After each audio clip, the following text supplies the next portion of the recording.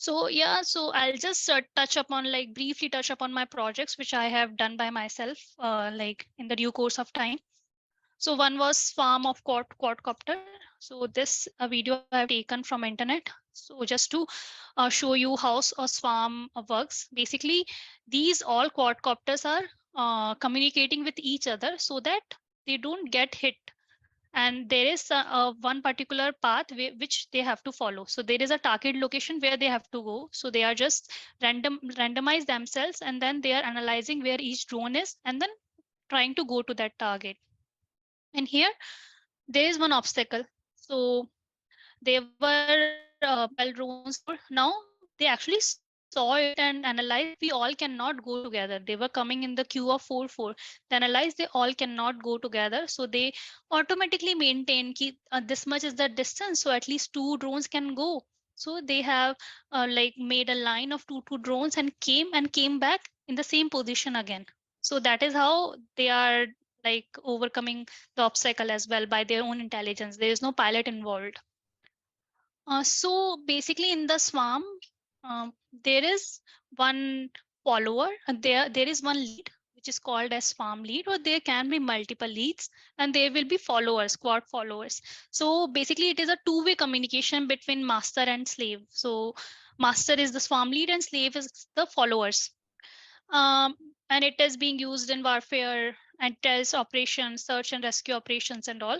And basically, if since in one of the videos it was inside, right? So there's a high probability that the data is not GPS data is not proper. So here we have to use estimation algorithm for inside environment. So we do not need to worry if there is no GPS data. The drone can work in the GPS denied environment using some calculations. And then there are onboard sensors and different processors for uh, control, for planning, for state estimation and all. And if there is a lidar, lidar is basically light detection and ranging. So it is a remote sensing method that uses light in the form of a pulsed laser to measure ranges to earth. So like the distances it measures from the earth. So if there are lidars, then it can detect the obstacles as well.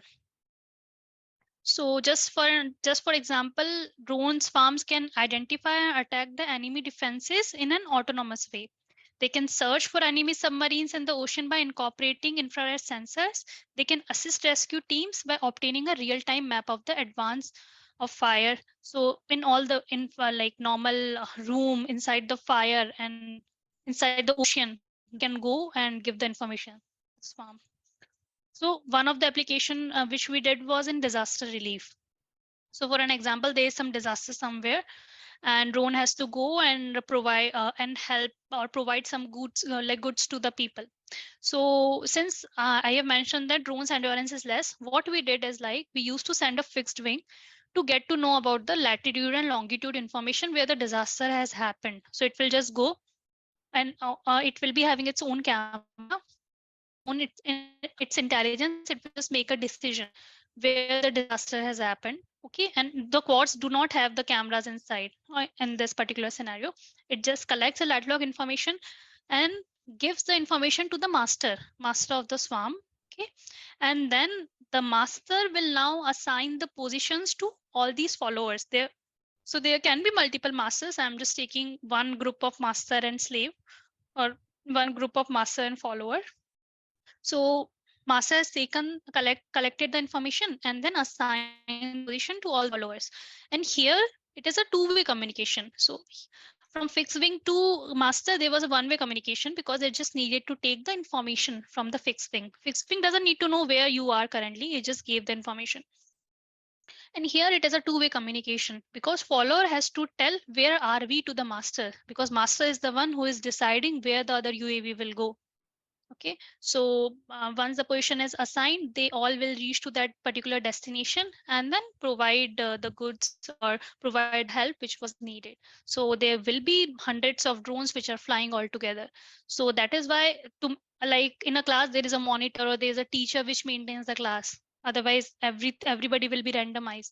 So rather than fixed wing giving the information to all the quads, it will just give the information to the masters.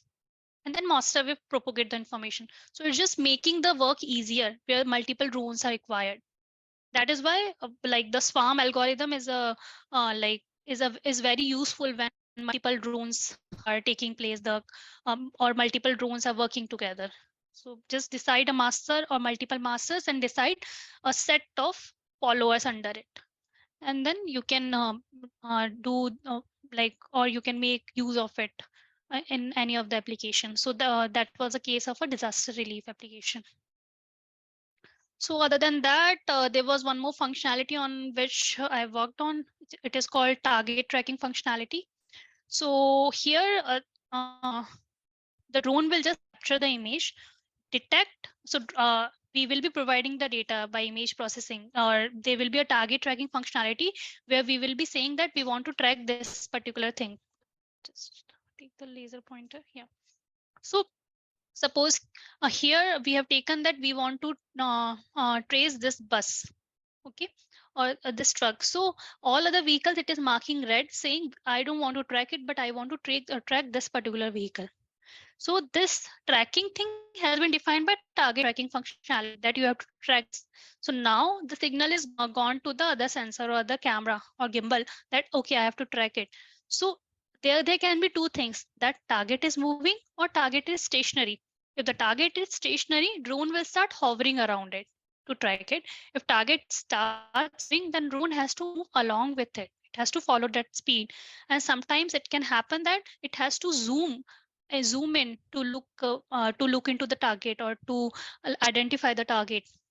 So the main challenge was during the zooming, we have to stabilize the drone because camera is zoomed in and then the stability will come into the picture. So we were able to achieve till 6x zoom level.